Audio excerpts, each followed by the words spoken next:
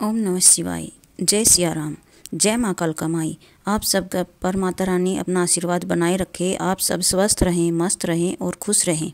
आज का टॉपिक है कि हम अपने बेडरूम में मंदिर बना सकते हैं या नहीं। यह सवाल मुझसे मेरी कई बहनों ने पूछा, तो मैंने सोचा कि मैं वीडियो ही बना देती हूँ। यह सवाल बहुत सारे लोगों के मन में आता होगा कि हमारा एक ही कमरे का घर है और उसमें हम मंदिर बनाएं या ना बनाएं। पहले तो लोग कहते थे घर मेरा मंदिर है, अब लोग कहते हैं मेरे घर में भी एक छोटा सा मंदिर है। तो घर में मंदिर नहीं, घर हमारा मंदिर है, क्योंकि हमारे घर में हर जगह भगवान वास करते हैं। ये तो हमारा मन का भ्रम है कि हम बेडरूम में मंदिर बनाए या ना बनाए। अच्छा, एक बात बताइए, उसमें भजन में कहते हैं कि मन मेरा मंदिर, शिव मेरी पूजा। तो ये बताइए, आप अपने बेडरूम में होते हैं तब क्या अपने मन को बाहर निकाल कर रख देते हैं? भगवान तो हमारे हर रोम रोम में है, भगवान तो हमारी आत्मा में है, भगवान तो हमारे हृदय में, हमारे दिल में, हमारी आत्मा, हर जगह भगवान विद्यमान है। कण कण में भगवान है। तो हम अपने बेडरूम में मंदिर अवश्य बना सकते हैं। हाँ, अगर कुछ लोगों को ये भ्रम रहता है तो वो अपने मंदिर में पर्दा लगा लीजिए।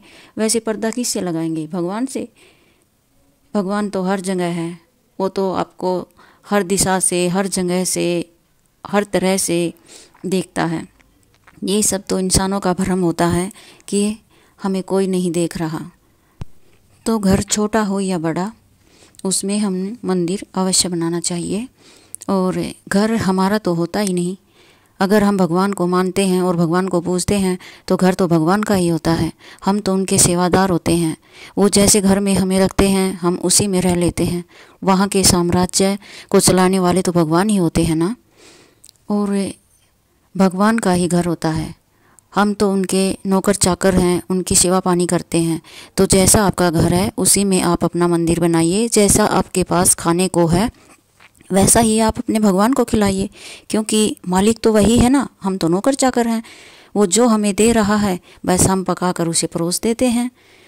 अब ये बात आप भगवान से कहिए कि भगवान, जैसा आपका महल है हम तो उसी में गुजारा कर रहे हैं। अगर परेशानी है तो आप बड़ा कर लीजिए।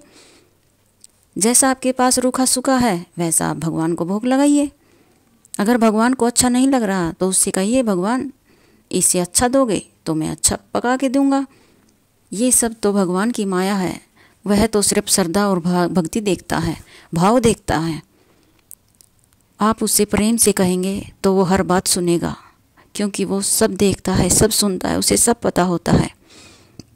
वह तो भाव का भूखा है, भक्ति का भूखा है, श्रद्धा का भूखा है।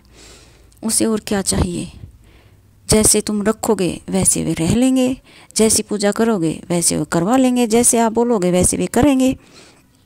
बस ऐसा ही होता है।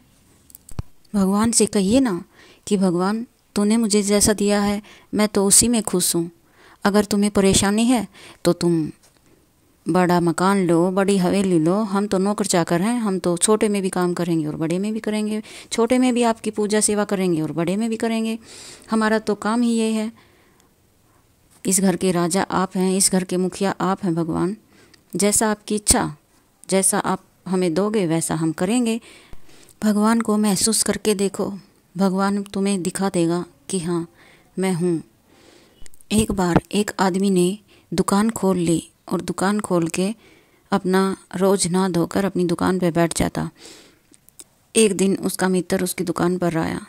वह बोला, और मित्र दुकान कैसी चल रही है? मैं बोला, अरे कहाँ दुकान चल रही है, सुबह से शाम तक ऐसे ही बैठा रहता हूँ, कुछ भी बिक्री नहीं होती। तो वह बोला, अरे ऐसे कैसे? भगवान की पूजा पाठ कर तभी तो दुकान चलेगी, भगवान के लिए मंदिर बना तभी तो दुकान चलेगी। तो उसने अपनी दुकान में एक छोटा सा मंदिर बना लिया और वह रोज़ पूजा पाठ करता। एक दिन वो मित्र दोबारा आया। वह बोला, अरे दुकान कैसी चल रही है? अरे यार कहाँ चल रही है दुकान, मैं तो ऐसे ही बैठा रहता हूँ। अरे लड्डू गोपाल की सेवा कर, तभी तो दुकान चलेगी। तो वो एक लड्डू गोपाल की मूर्ति ले आया और रोज़ उसके सामने खाने को भी रखता, धूप दीप लगाता और जल का छींटा देकर वह बैठ जाता। बस ऐसे ही फॉर्मेलिटी ही पूरी कर रहा था। एक दिन उसका दूसरा मित्र आया। वह आया तो बोला, और मित्र दुकान कैसी चल रही है? वह बोला, नहीं चल रही। अरे मूर्ख! उसने देखा तो बोला, अरे मूर्ख, दुकान में तो लक्ष्मी की पूजा होती है ना, तो लड्डू गोपाल को क्यों बिठा रखा है? ये थोड़ी ना दुकान चलवाएगा। तो अगले दिन वो लक्ष्मी माँ की मूर्ति ले आया और लक्ष्मी को पूजा पाठ करके धूप दीप दिखा के अपना गद्दी पर बैठ गया। तो जैसे ही उसने वे धूप लगा रखी थी, उसका धुआं लड्डू गोपाल की तरफ जा रहा था। तो उस सेठ को गुस्सा आया। उसने उठकर उस लड्डू गोपाल के नाक पर रुई लगा दी। बोला, जब मैं तेरी पूजा करता था तूने जब तो दुकान चलाई नहीं, अब मैं लक्ष्मी की पूजा करता हूँ, इसकी भी धूप तो खुद ही सूंघ रहा है। लड्डू गोपाल तुरंत उसके सामने प्रकट हुआ। बोला, बोल क्या मांगता है? तो सेठ बोला, इतने दिन से मैं तेरी पूजा कर रहा था, तब तो तू नहीं आया, तब तो तूने मेरी दुकान नहीं चलाई, अब कैसे आया? बोला, जब तू मुझे एक सिर्फ मूर्ति समझता था, अब आज तूने मुझे हकीकत में जाना और समझा है, इसलिए मैं आऊँ। उस दिन से लेकर उसकी दुकान पर ऐसे ठाठ लगे, ऐसी बरकत हुई, ऐसी भक्ति जागी उस सेठ के अंदर कि पूछो मत। तो भगवान तो ये कहता है कि तू मुझे मान कि मैं हूँ, बाकी सब मुझ पर छोड़ दे। तो इस दुनिया से मेरे लिए 2 शब्द कड़वे सुनकर तो देख, तेरे घर में खुशियों के भंडारे लगा दूंगा। तू मेरे लिए खर्च करके तो देख, तेरे लिए धन के अंबारे लगा दूंगा। तू मेरे लिए नाच के तो देख, तेरे सामने दुनिया को नचा दूंगा। तू मुझसे प्रेम करके तो देख, पूरी दुनिया को तेरे सामने झुका दूंगा।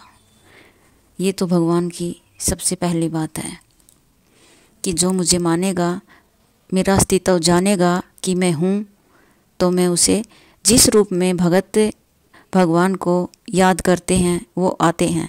ये तो मूर्ख इंसान है कि वे नहीं जान पाते, नहीं पहचान पाते। वे किसी का भी रूप, जिस रूप में आप उसे बुलाएंगे वे उसी रूप में आएंगे। तो हमें, हमारा घर छोटा हो या बड़ा हो, 1 रूम का हो या 2 रूम का, कोठी हो या बंगला, हमें मंदिर अवश्य बनाना चाहिए। मंदिर में जगमग रहनी चाहिए, क्योंकि भगवान हमें हर जगह देखता है। जो हम अपना खाने के लिए पकाएं घर में, सबसे पहले उस घर के राजा को भोग लगाना अति आवश्यक है। तो दोस्तों, कोई डरने वाली बात नहीं है। किसी का छोटा घर हो या बड़ा घर हो, मंदिर जरूर बनाएं, पूजा सभी करें और भगवान को दिल से मानें। अगर आपको यह जानकारी अच्छी लगी हो तो वीडियो को लाइक करें और अपने चाहने वाले और दोस्तों के साथ शेयर करें। घबराने की कोई बात नहीं है। सभी भगवान की पूजा करें और माने कि भगवान है, तो भगवान भी आपको समाज में मान सम्मान अवश्य दिलाएंगे। अगर आपको पूजा से संबंधित कोई भी जानकारी चाहिए तो कमेंट में अवश्य लिखें और हम आपकी हर समस्या का समाधान करने की पूरी कोशिश करेंगे। जय श्री राम, हर हर महादेव कमेंट में अवश्य लिखें। जय माता रानी। माता रानी आप पर अपना आशीर्वाद हमेशा बनाए रखे। आप अपने परिवार के साथ हमेशा खुश और मस्त रहें। जय सिया राम।